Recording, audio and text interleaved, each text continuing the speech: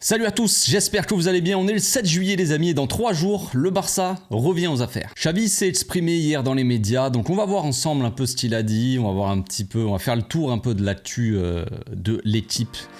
On y va, c'est parti.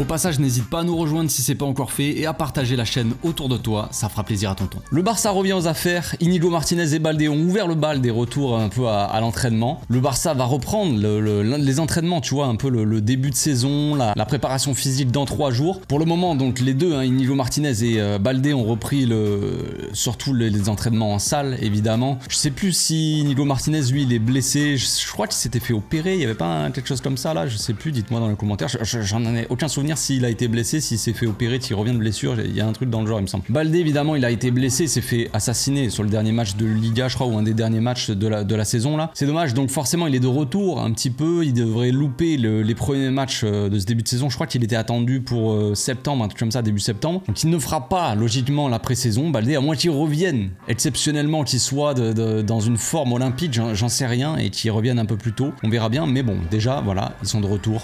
C'est déjà une bonne chose. Le programme est donc sorti, donc retour aux affaires, donc le 10 juillet pour toute l'équipe qui devrait dans un premier temps travailler le physique, j'ai envie de dire, dans un premier temps, voilà, on revient, on essaie de se remettre à niveau, on voit quand même les joueurs qui pendant les vacances s'entraînent un minimum quand même, restent dans une condition physique. On a vu Pedri qui faisait qui faisait des tractions, voilà, je sais pas, qui essaie d'un peu de rester en forme. Ça lui ferait du grand bien à Pedri quand même d'être en forme et de pas se blesser, ça serait quand même une bonne chose. Le soleil qui est là, mais il pleut quand même, c'est super. On a vu aussi Pablo Torre, on a vu quelques vidéos où il est en train de pousser de la fonte, où il est en train de travailler physiquement, donc on va voir, peut-être qu'un Pablo Torre au top de sa forme, c'était un peu ce qu'on lui reprochait, c'était qu'il n'était pas assez peut-être prêt, sa condition physique n'était pas assez développée, j'en sais rien. On voyait que c'était un peu compliqué, il avait joué des matchs avec la B, mais on voyait qu'il était assez cramé facilement, donc c'est bien qu'il soit au niveau physiquement et qu'il puisse se montrer, tu vois, montrer à Xavi qu'il est prêt, qu'il peut rentrer dans la rotation, tu vois, avoir plus de minutes, plus de temps de jeu, ça serait quand même intéressant. On a vu aussi une bonne liste de jeunes qui devraient être appelés, pas forcément pour les États-Unis, pour la tournée US, mais dans un premier temps pour les débuts des entraînements, pour le 10 juillet. Donc Xavi devrait faire appel normalement à Angel Alarcón, Marc Casado, Unai Hernandez, Fermín López, Estanis Pedrola, Chadi Riyad, Lamine Yamal, Pau Prim, Marc Guiu, Mikhail Faye et Diego Kochen. Donc pour donner un peu les postes, bon il y en a plein que vous connaissez, hein. Estanis, Lamine c'est plus des ailiers, bon Lamine il peut jouer aussi dans ce rôle un peu de milieu ailier, tu vois, faire un peu les deux. Diego Kochen, pour ceux qui le connaissent pas, c'est un gardien, donc est-ce qu'il va vraiment être appelé pour la tournée US, sachant que Arnaud Tenas peut-être qu'il va revenir, Iñaki Peña, Ter Stegen, voilà, ça ferait pas mal de gardiens, donc je ne sais pas. Marc Guiu est un attaquant, Pau Prim c'est un pivot, numéro 6, Casado aussi c'est un pivot, mais ça vous le connaissez. Angel Alarcón aussi vous connaissez, c'est un attaquant. Mikhail Faye c'est un défenseur central, bon bref. Chadi Riyad aussi, vous connaissez à peu près tout le monde j'imagine quand même. Donc on va voir s'ils auront leur chance. Pas tout le monde ne sera appelé pour la tournée.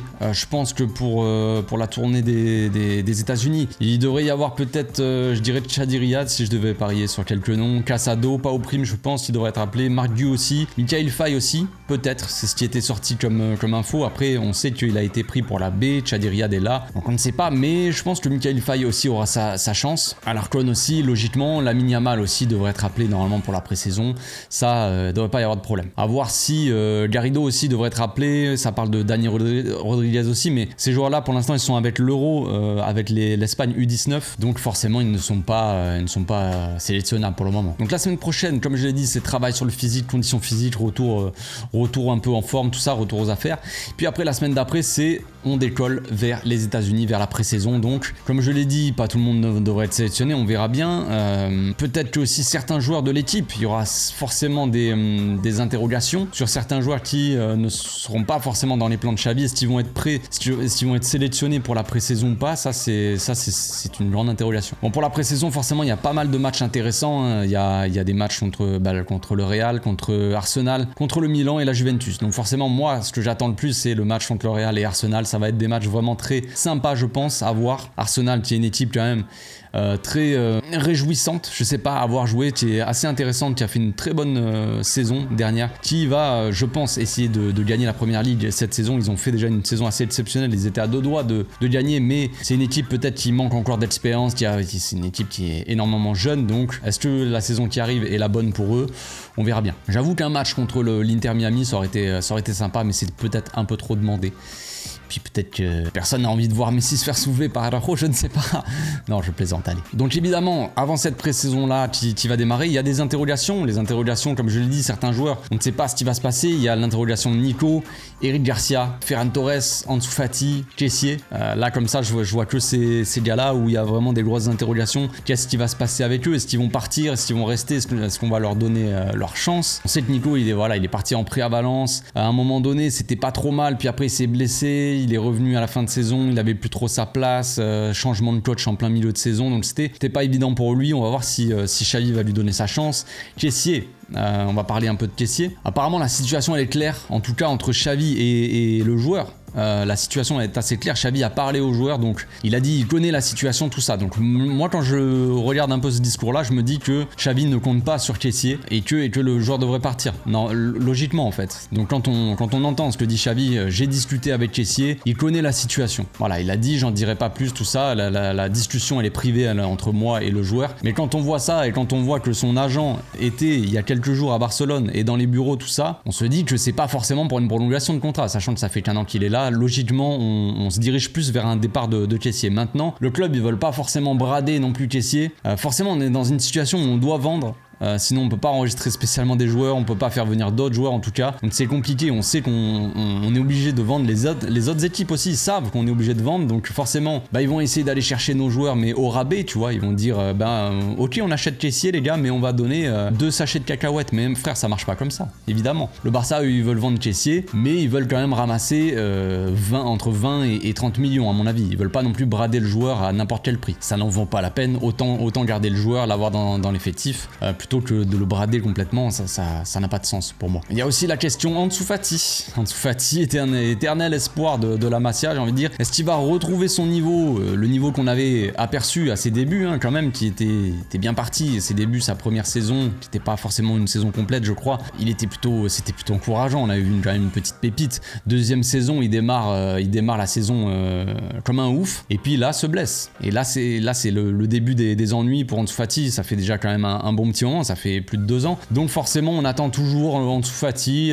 qu'on a aperçu au début. Maintenant, il travaille là. Il travaille physiquement avec un spécialiste, je crois, pour retrouver un petit peu sa forme, retrouver peut-être son explosivité. On verra si ça marche. Il reste sur une fin de saison intéressante, Ansu Fati, mine de rien quand même. Un match contre Vissel Kobe qui était pas trop mal.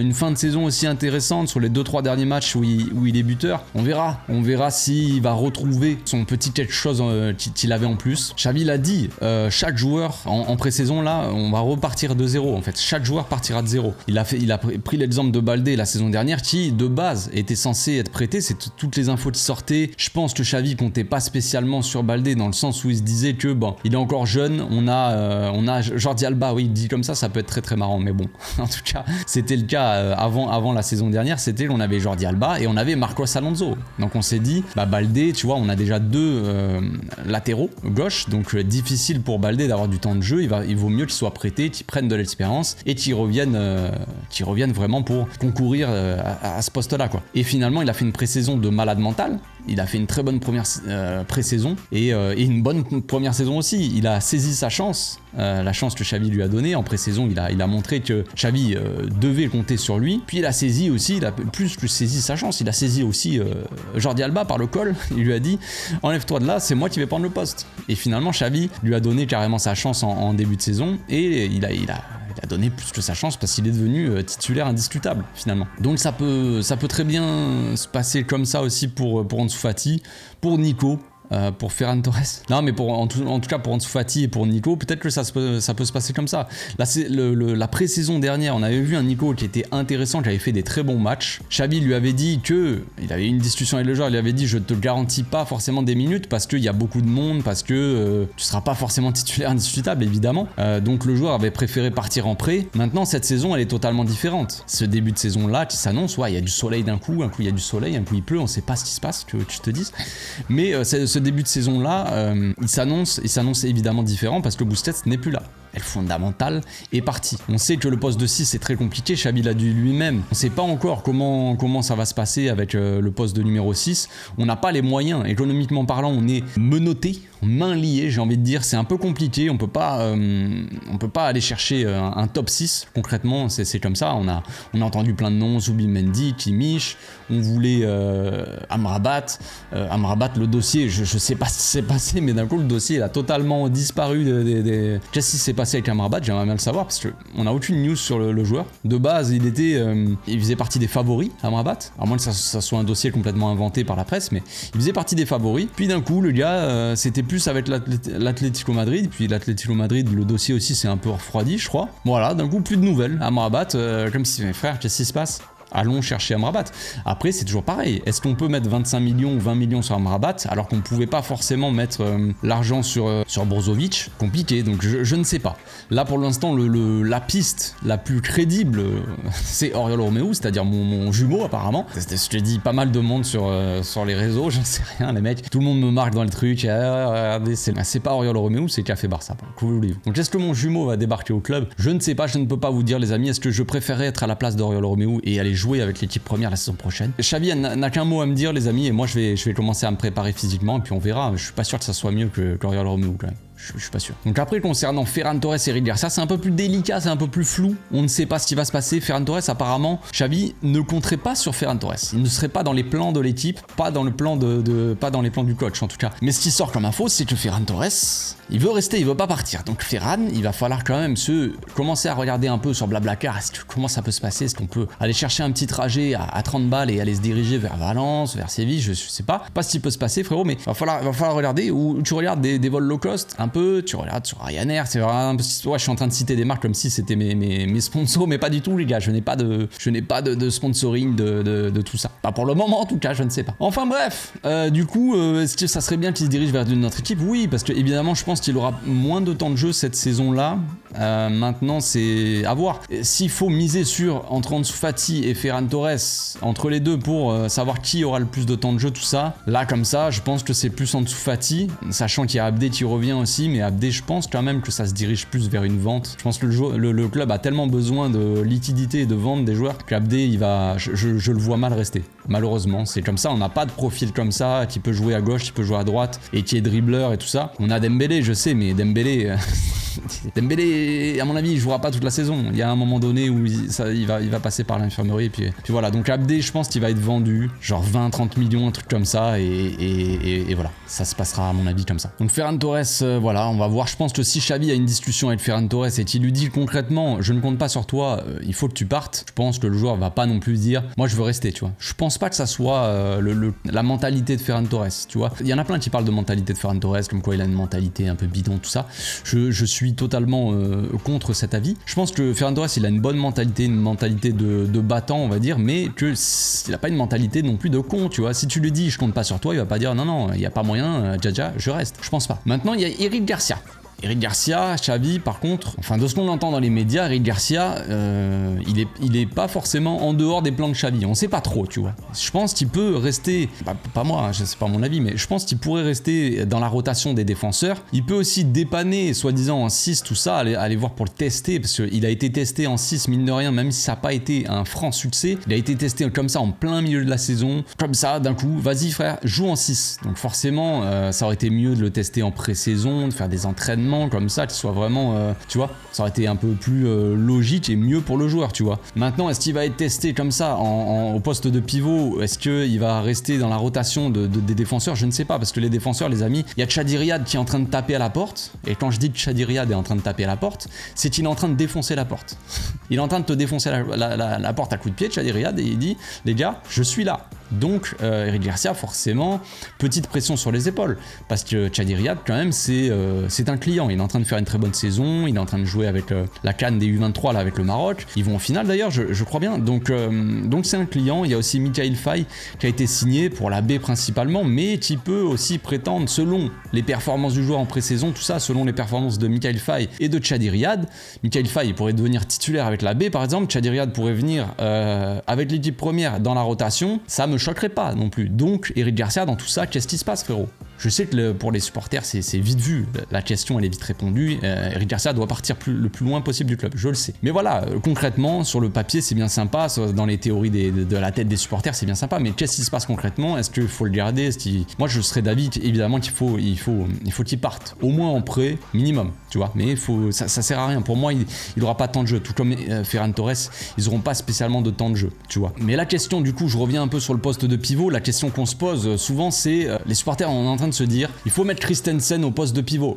Alors que le joueur n'a pas spécialement joué à ce poste-là dans sa carrière. Évidemment, il a fait quelques matchs avec sa sélection en 6, donc d'un coup, il pourrait jouer en 6. Il a les capacités, à mon avis, les qualités footballistiques pour jouer en 6, il n'y a pas de problème. Tout comme Eric Garcia, tout comme Frenkie de Jong. C'est ce qu'a dit Xavi quand on lui a posé la question. Xavi, il a dit, ils peuvent jouer au poste de pivot, mais ils n'ont pas les qualités naturelles, les capacités naturelles à jouer à ce poste-là, tu vois. C'est pas des pivots purs, tu vois. C'est pas des milieux défensifs purs.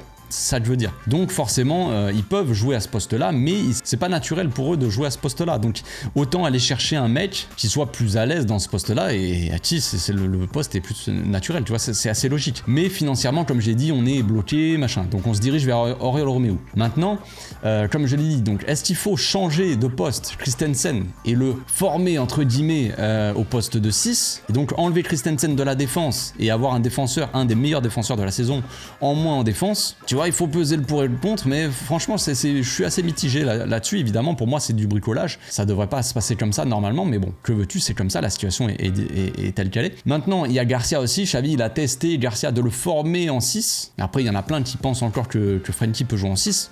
Soit, je ne m'exprimerai pas là-dessus, vous connaissez mon avis. Frenkie n'est pas un pivot, c'est comme ça, c'est mon avis. Il y en a qui ont un autre avis, c'est comme ça. Maintenant, il y a Nico dans l'histoire, je reviens sur Nico, oui. Il y a Nico dans l'histoire qui a été formé au poste de 6. Alors évidemment, pour moi, depuis qu'il est professionnel, il ne montre pas spécialement qu'il peut jouer en 6, en pivot, je parle. Parce qu'il se projette souvent vers l'avant, se projette souvent en attaque. C'est ce qu'il a fait quand il arrive en équipe première sous Koeman. C'est comme ça qu'il jouait aussi avec Xavi, et c'est comme ça qu'il jouait plus ou moins avec Valence aussi, il me semble. Donc en fait, c'est un mec qui a été formé peut-être toute sa jeune carrière à la Masia, qui a été formé au poste de pivot avec Garcia Pimienta, qui entraîne Las Palmas. Las Palmas, équipe à suivre aussi cette saison, ça va être intéressant je pense. Donc c'est un mec qui a été formé au poste de pivot en 6, finalement arrive et Xavi dit que c'est pas un pivot naturel, c'est un peu comme Frenkie. Pour moi, il a raison Xavi, moi je le vois aussi comme ça, le joueur, c'est un mec qui naturellement a tendance à se porter plus vers l'avant, un peu plus comme Frenkie, tu vois.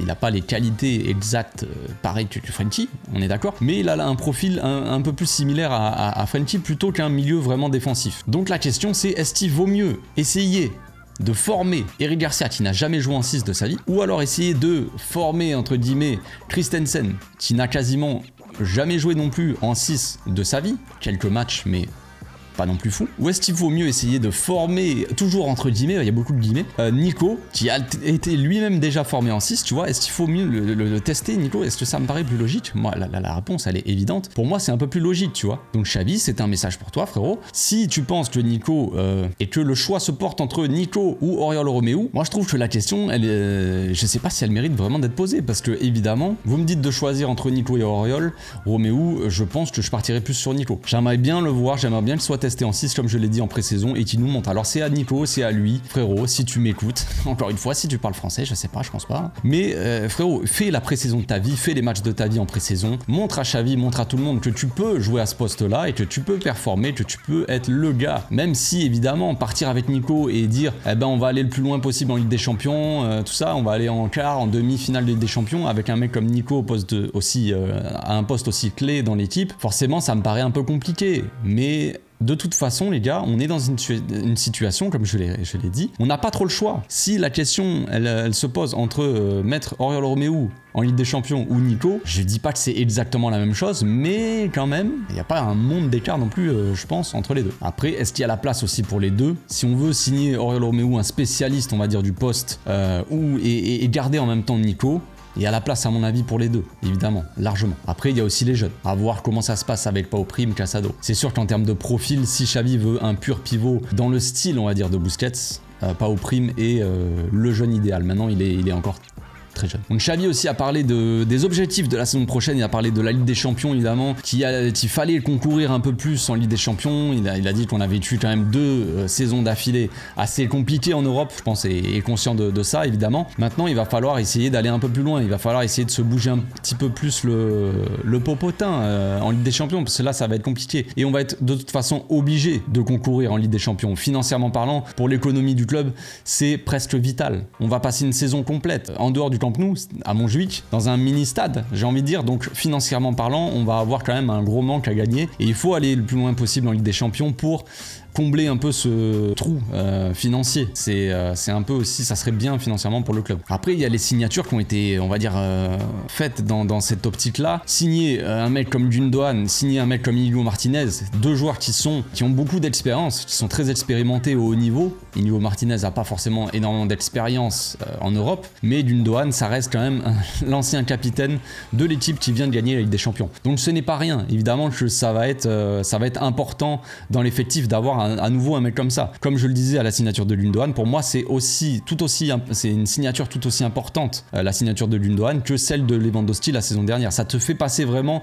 un step au-dessus, tu vois. Donc forcément c'est qu'un seul joueur, donc on va pas signer, renouveler tout l'effectif, mais de signer un joueur comme ça te fait passer un step au-dessus. Ça aide aussi à encadrer les jeunes, parce qu'on est une équipe quand même très jeune. Je sais qu'il y en a plein qui parlent de vieux, qu'on signe des vieux, mais on a quand même une des équipes les plus jeunes d'Europe et l'équipe la plus jeune d'Espagne. Donc forcément c'est toujours bien d'avoir des mecs comme ça expérimentés qui viennent un peu encadrer les jeunes. On a un mec comme Inigo Martinez qui a la dalle déjà, je pense, qui a une mentalité de guerrier, qui sur le terrain aussi est un guerrier. Je pense qu'il va pas blaguer non plus longtemps quand il jouera. Je pense que ça va pas blaguer derrière. Si on a une charnière centrale, Inigo Martinez à Araujo par exemple, je pense que ça va pas trop blaguer, tu vois, en termes de... Les attaquants qui vont venir se frotter, ils vont se manger des coups d'épaule dans la bouche et ça va être vite vu. Xavi a aussi parlé d'Arnaud Tenas. Arnaud Tenas, on ne l'oublie pas, actuellement il est avec la sélection espagnole, donc il fait l'Euro les U21, oui, si je me trompe pas. Il va d'ailleurs en finale, je crois que la finale se joue dimanche là contre l'Angleterre, donc on va suivre ça quand même aussi un petit peu. Il est en train de faire un bel Euro aussi, il fait des parades assez monstrueuses, tout ça, dans une équipe d'Espagne qui joue plutôt bien, je trouve. C'est sympa. Donc Xavi compte sur le joueur. Il a dit qu'il va parler avec le joueur, ou qu'il a déjà parlé, je sais plus, mais qu'il attend un peu peut-être la fin de la compétition aussi. Mais normalement le plan c'est qu'Arnaud Tenas continue au club, parce que vous le savez, son contrat il est fini. Normalement il devrait, il a pas été renouvelé, tout ça, mais je pense que c'est une erreur de la part du club. Déjà je pense que c'est une erreur personnellement, je pense que c'est une erreur de laisser partir Arnaud Tenas, mais je pense que c'est pas forcément voulu non plus. Je pense que le club veut garder Arnaud Tenas. Je pense qu'il a de l'avenir. Personnellement, si vous me dites de choisir entre Arnaud Tenas et Iñaki Peña, je préfère Arnaud Tenas, matin, midi et soir. Donc dernier petit dossier, on va parler vite fait du latéral droit quand même. Le poste de latéral droit, on sait que c'est compliqué, on sait que c'est délicat. On a passé la saison avec Koundé, on avait des discours comme quoi Koundé voulait plus jouer à droite. Xavi lui demandait quand même de jouer à droite, on n'a pas trop le choix, c'était soit Koundé, soit Roberto. Maintenant la piste principale, ça parlait de Cancelo, tout ça, mais ça parlait aussi de Fresneda, qui est devenu peut-être la piste principale. On sait qu'il y a des discussions qui ont été entamées avec l'entourage du joueur, donc ça va être difficile d'aller le signer. Pour le moment c'est pas possible, de toute façon c'est 20 millions je crois avec le Real Valladolid.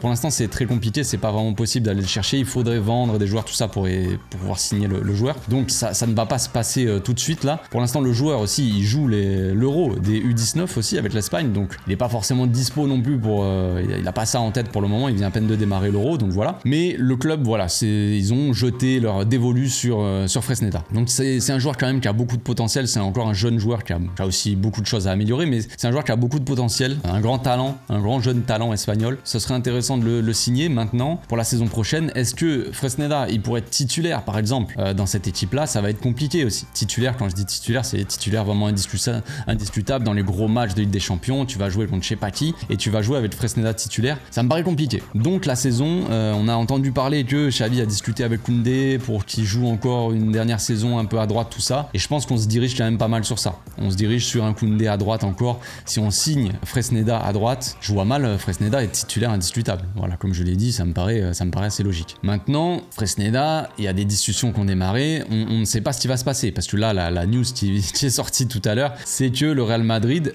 c'est étonnant, commence à approcher l'entourage du joueur pour aller le signer. On connaît un peu, on sait déjà ce qui s'est passé avec Arda Güler. Donc on peut s'attendre évidemment, pas forcément à une clim, mais bizarrement un changement de plan. Voilà, on sait comment ça se passe. Évidemment, le Barça qui contacte des joueurs, les joueurs qui sont enthousiasmés, qui sont emballés par le projet du Barça, tout ça. Et puis après, quand le Real Madrid arrive et qu'il propose une prime à la signature d'une quinzaine de millions pour un joueur comme ça, bah le joueur bizarrement d'un coup il devient fan du Real et il commence à dire que bah voilà, lui ses joueurs de rêve c'était Zidane, c'était Guti, c'était Gravensen même, c'était Mariano Diaz, je ne sais pas, Rossellou, c'est mon joueur de légende, j'ai toujours adoré ce joueur, donc c'est pour ça que j'ai signé au Real, je ne sais pas. Donc on verra comment ça se passe, voilà, je pense que j'ai fait le tour des actus les amis, on se retrouve bientôt pour une nouvelle vidéo, d'ici là portez-vous bien, passez une très bonne journée, ciao.